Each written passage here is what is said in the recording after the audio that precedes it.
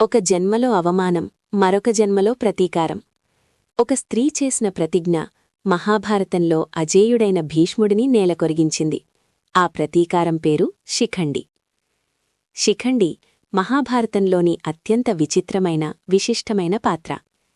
ప్రతీకారాగ్నితో భీష్ముని మరణాల్కి కారణమైన శిఖండి కథ తెలుసుకుందాం. శిఖండి పూర్వజన్మలో స్త్రీ. ఆమె కాశీరాజు పెద్ద కుమార్తె, యువరాణి అంబ. కాశీరాజుకు ముగ్గురు కుమార్తెలు, అంబ, అంబిక, అంబాలిక.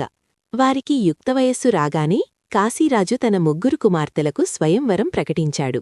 ఆ స్వయంవరానికి అన్ని దేశాల రాజులతో పాటు సాల్వరాజు, భీష్ముడు కూడా వచ్చారు. ఆహ్వానితులైన వివిధ దేశాల రాకుమారులు సభాభవనంలో ఆసీనులయ్యుండగా కాశీరాజు తన ముగ్గురు కుమార్తెలను స్వయంవరవేదికపైకి రప్పించాడు.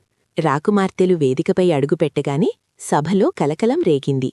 అప్పుడే భీష్ముడు తన ఆసనం నుండి లేచి స్వయంవరవేదికపైకి వెళ్లి సకల రాజన్యులను ఉద్దేశించి గంభీరంగా ఇలా ప్రకటించాడు.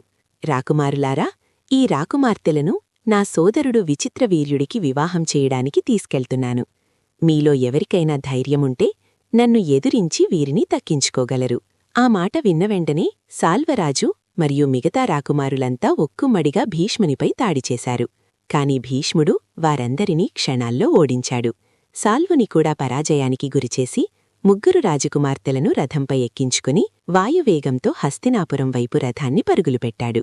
హస్తినాపురం చేరుకున్న తర్వాత ముగ్గురు రాజకుమార్తెలలో పెద్దదైన అంబ భీష్ముని వద్దకు వచ్చి వినయంగా, మహాత్మా, నేను సాల్వరాజును ప్రేమించాను. స్వయంవరంలో అతన్నే వరించాలనుకున్నాను. మనువు ఒకచోట, మనసు ఇంకొకచోట ఉండటం ధర్మసమ్మతం కాదు కదా. కావున నన్ను సాల్వుని వద్దకు చేర్చండి.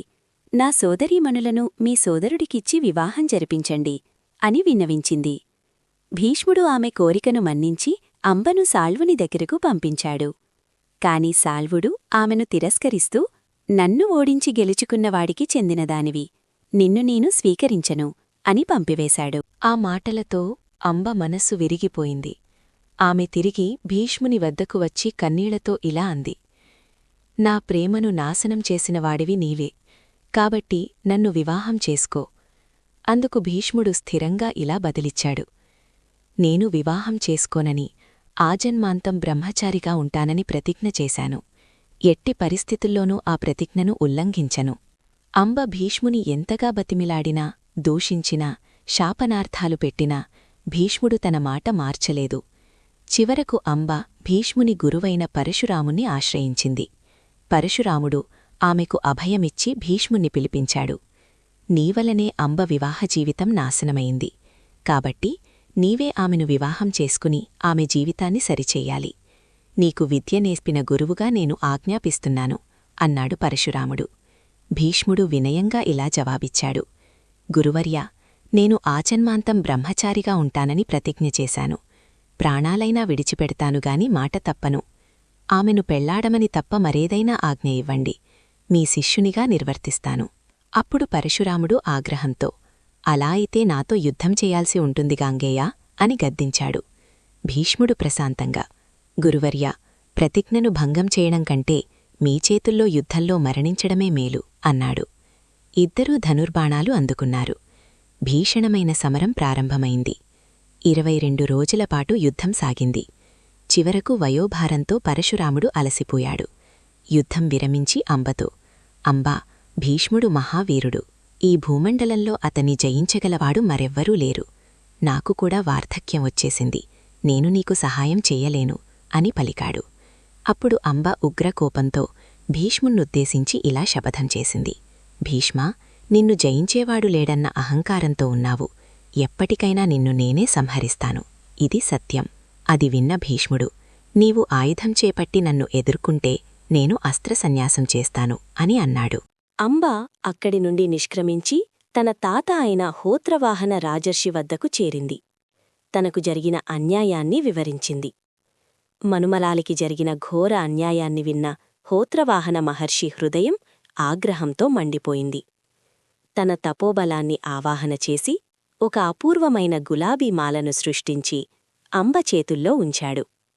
ఆ మాలను ఆమెకు అందిస్తూ ఇలా దీవించాడు, అంబా, ఈ మాలను ఎవడు తన మెడలో ధరిస్తాడో అతని చేతిలోనే భీష్ముడు ప్రాణాలు విడుస్తాడు.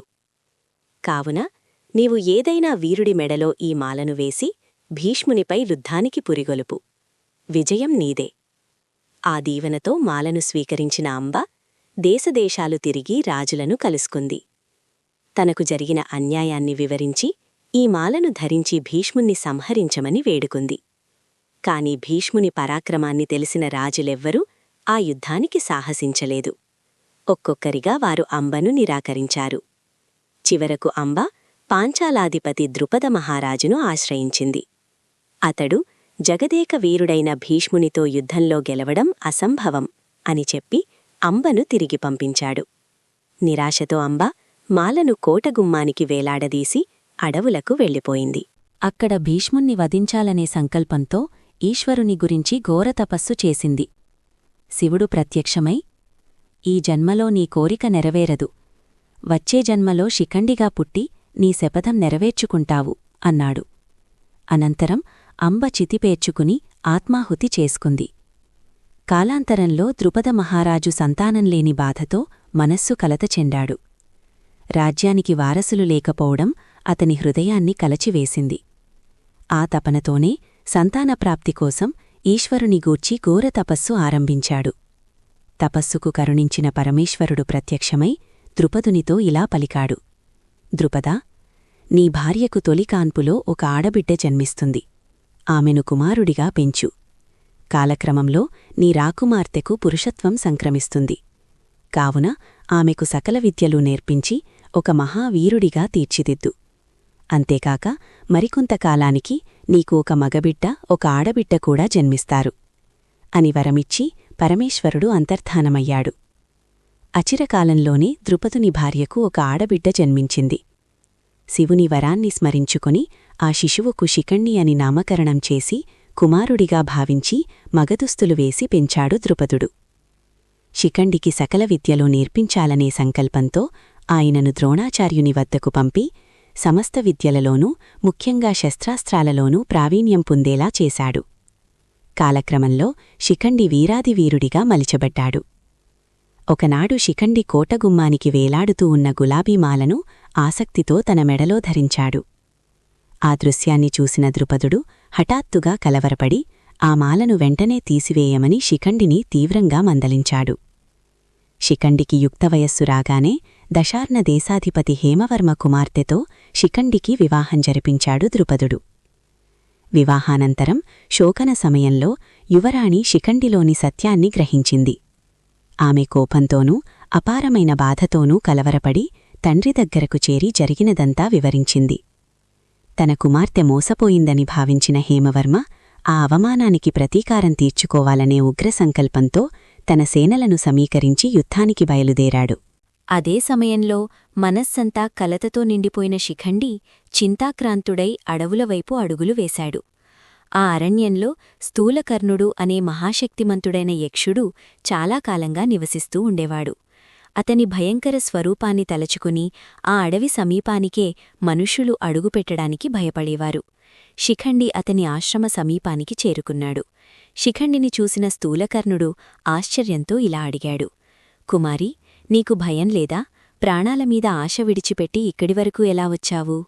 అందుకు శిఖండి నిరాశగా, నేను చావడానికే వచ్చాను అని పలుకుతూ తాను ఎదుర్కొంటున్న సంక్లిష్ట పరిస్థితులన్నింటినీ జరిగిన కథనంతటినీ యక్షునికి వివరించాడు. ఆ మాటలు విన్న స్థూలకర్ణుడి హృదయం కరిగిపోయింది. శిఖండిపై జాలి చూపి ఆయన ఒక అపూర్వమైన ఉపాయం చెప్పాడు. 10 రోజులపాటు నా పురుషత్వాన్ని నీకిస్తాను. ఆ కాలంలో నీ స్త్రీత్వాన్ని నేను స్వీకరిస్తాను.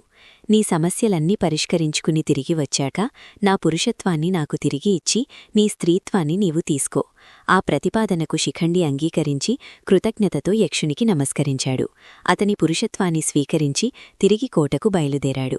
ఈ విషయాన్ని శిఖండి తల్లిదండ్రులకు వివరించగా వారు అపారమైన ఆనందంతో ఉప్పొంగిపోయారు. తన కుమార్తెకు అన్యాయం జరిగిందన్న ఆవేశంతో ససైన్యంతో ద్రుపదునిపై దండెత్తి వస్తున్న దశార్ణ దేశాధిపతి హేమవర్మను శిఖండి ధైర్యంగా ఎదిరించి స్వాగతించాడు. ఉగ్రుడైన హేమవర్మ ఎదుట శిఖండి తన పురుషత్వాన్ని స్పష్టంగా నిరూపించాడు. ఆ సత్యాన్ని గ్రహించిన హేమవర్మ తన తొందరపాటు చర్యకు చింతిస్తూ ద్రుపదుని శిఖండిని క్షమాపణ కోరాడు. ద్రుపదుడు హేమవర్మకు అతని సైన్యానికి వారం రోజులపాటు విందు వినోదాలతో ఘనంగా ఆతిథ్యమిచ్చి సంతృప్తిగా సాగనంపాడు. ఒకనాడు కుబేరుడు పుష్పక విమానంలో విహరిస్తూ స్థూలకర్ణుడు నివసిస్తున్న అరణ్యమార్గంగుండా ప్రయాణిస్తూ అతని ఆశ్రమంలో దిగాడు. అక్కడికి చేరి స్థూలకర్ణుణ్ణి పిలిచాడు. ఆ సమయంలో స్థూలకర్ణుడు స్త్రీరూపంలో ఉండటం వల్ల సిగ్గుతో ఆశ్రమం వెలుపలికి రావడానికి సంకోచించాడు. స్త్రీరూపంలో ఉన్న స్థూలకర్ణుణ్ణి చూసిన కుబేరుడు ఆశ్చర్యపోయాడు. స్థూలకర్ణుణ్ణి ఉద్దేశించి ఇలా అన్నాడు: స్థూలకర్ణా, ఇది యాదృచ్ఛికంగా జరిగినది కాదు, ఇది దైవ సంకల్పంతో జరిగిన కార్యం. ద్రుపదుడు కుమారుడి కోసం ఈశ్వరుణ్ణి గూర్చి తపస్సు చేసినప్పుడు శివుడు ప్రత్యక్షమై, ద్రుపదా, నీకు కుమార్తె జన్మిస్తుంది, కాలక్రమంలో ఆమెకు పురుషత్వం సంక్రమిస్తుంది అని వరమిచ్చాడు. ఆ వరం నెరవేరడంలో నీ పాత్ర ఉంది. కాబట్టి ఈ మార్పు దైవ సంకల్పమే. శిఖండి తన విధిని నెరవేర్చిన తర్వాత అతడు మరణించిన వేళ నీ పురుషత్వం నీకు తిరిగి లభిస్తుంది. ఇలా చెప్పి కుబేరుడు అక్కడి నుండి వెళ్ళిపోయాడు. 10 దినములు గడిచిన తర్వాత శిఖండి స్థూలకర్ణుడి ఆశ్రమానికి తిరిగివచ్చి వినయంగా ఇలా అన్నాడు: మహాత్మా, మీ సహాయానికి నేను శాశ్వతంగా కృతజ్ఞుడను. ఇప్పుడు నా స్త్రీత్వాన్ని నాకిచ్చి మీ పురుషత్వాన్ని మీరు తిరిగి స్వీకరించండి. అప్పుడు స్థూలకర్ణుడు జరిగినదంతా శిఖండికి వివరించి ఇలా అన్నాడు: ఇది ఈశ్వర సంకల్పం. నా పురుషత్వం ఇక జీవితాంతం నీవే ఉంచుకో. ఆ మాటలు విన్న శిఖండి అపారమైన ఆనందంతో ఉప్పొంగిపోయాడు. స్థూలకర్ణుణ్ణి నమస్కరించి మహానందంతో తన స్వగృహానికి వెళ్ళిపోయాడు. కాలాంతరంలో ద్రుపద మహారాజుకు ఒక కుమారుడు దృష్టద్యుమ్నుడు, మరొక కుమార్తె ద్రౌపది జన్మించారు. కాలక్రమంలో ద్రౌపది పాండవులకు పత్ని అయి వారి జీవితాల్లో కీలక భాగంగా నిలిచింది. కురుక్షేత్ర సంగ్రామం ఆరంభమైన వేళ దృష్టద్యుమ్నుడు పాండవసేనకు సర్వసైన్యాధ్యక్షుడిగా నియమితుడై యుద్ధభూమిలో సైన్యాన్ని సమర్థంగా నడిపించాడు. అదే మహాసంగ్రామంలో శిఖండి కూడా పాల్గొని పాండవుల పక్షాన ధైర్యంగా యుద్ధం చేశాడు. పాండవ సేనాధిపతులలో ఒకడిగా వ్యవహరిస్తూ యుద్ధంలో అనేక కౌరవ వీరులను సంహరించాడు. కృపాచార్యునితో జరిగిన సమరంలో శిఖండి అతనిని ఓడించాడు. అలాగే అశ్వత్థామతో శిఖండి తలపడినప్పుడు ఇద్దరూ సమాన శక్తితో యుద్ధం చేశారు. భీష్ముడి మరణరహస్యం స్వయంగా భీష్ముడి మాటల ద్వారా తెలిసిన పాండవులు యుద్ధం 10వ రోజున ఆ రహస్యాన్ని కార్యరూపంలో పెట్టారు. ఆ రోజు భీష్ముడు అర్జునుడు ద్వంద్వయుద్ధానికి దిగినవేళ వారి మధ్యకు శిఖండి వచ్చి భీష్ముని ఎదుర్కొన్నాడు. శిఖండిని చూసిన క్షణమే తన ప్రతిజ్ఞను స్మరించుకున్న భీష్ముడు అస్త్రసన్యాసం చేసి విల్లుదించివేశాడు. ఆ అవకాశాన్ని వినియోగించుకుని శిఖండి భీష్ముడి మీదకు తొలి బాణాన్ని సంధించాడు. అనంతరం అర్జునుడు తన గాండీవాన్ని ఎత్తి భీష్మునిపై బాణాలను శరపరంపరగా వర్షింపచేశాడు. ఆ ఘోర శరాఘాతాలకు భీష్ముడు క్రమంగా బలహీనుడై యుద్ధభూమిలో కూలిపోవాల్సి వచ్చింది. కాని భీష్ముడు నేలపడకుండా అర్జునుడు తన బాణాలతోనే ఒక అంపశయను అమర్చాడు. ఆ శరశయ్యపై విశ్రమిస్తూ ఉత్తరాయణ పుణ్యకాలం వచ్చేవరకు భీష్మపితామహుడు ప్రాణాలను నిలుపుకొని ఆ తర్వాత ఉత్తమలోకాలకు ప్రయాణమయ్యాడు. అలా శిఖండి భీష్ముడిని సంహరిస్తానని చేసిన శపథం నెరవేరింది. యుద్ధం 18వ రోజుకు చేలేసరికి కౌరవుల పక్షాన మిగిలినవారు ముగ్గురే: అశ్వత్థామ, కృతవర్మ, కృపాచార్యుడు. రణభూమిలో సంచరిస్తూ మృతదేహాల మధ్య తొడలు విరిగి దీనావస్థలో ఉన్న దుర్యోధనుడిని వారు చూశారు. ఆ దృశ్యాన్ని చూసిన అశ్వత్థామ ఉద్వేగానికి లోనై దుర్యోధనుణ్ణి సమీపించి, రాజా, నీ చివరి కోరిక ఏమిటి అని అడిగాడు. మరణాసన్నుడైన దుర్యోధనుడు, పంచపాండవులను సంహరించడమే నా చివరి కోరిక, నిన్ను సర్వసైన్యాధిపతిని చేస్తున్నాను అని ఆజ్ఞాపించాడు. ఆ మాటలతో అశ్వత్థామ పాండవులను సంహరించాలనే సంకల్పం చేసుకున్నాడు. కృతవర్మ, కృపాచార్యులతో కలిసి రాత్రివేళ పాండవుల శిబిరంలోకి చొరబడి నిద్రిస్తున్న ఉపపాండవులను దృష్టద్యుమ్నుణ్ణి సంహరించాడు. ఆ సమయంలో సమీపంలో నిద్రిస్తున్న శిఖండి ఆ అలికిడికి మేల్కొని ఆయుధమండుకొని అశ్వత్థామను ఎదుర్కొన్నాడు. కాని ఏం జరుగుతుందో పూర్తిగా గ్రహించలేని అయోమయంలో అశ్వత్థామ ఖడ్గానికి బలై శిఖండి వీరమరణం పొందాడు. శిఖండి మరణించిన వెంటనే స్థూలకర్ణుడు తన రూపానికి మారిపోయాడు. విధి ఎంత ఆలస్యం చేసినా న్యాయం మాత్రం తప్పకుండా నెరవేరుతుందని చెప్పే మహాభారత ఘట్టం ఈ కథ. ఇలాంటి మరిన్ని కథల కోసం ఈ వీడియోను లైక్ అండ్ షేర్ చేయండి మరియు ఈ ఛానెల్కు సబ్స్క్రైబ్ చేసుండకపోతే చేయడం మర్చిపోవద్దు.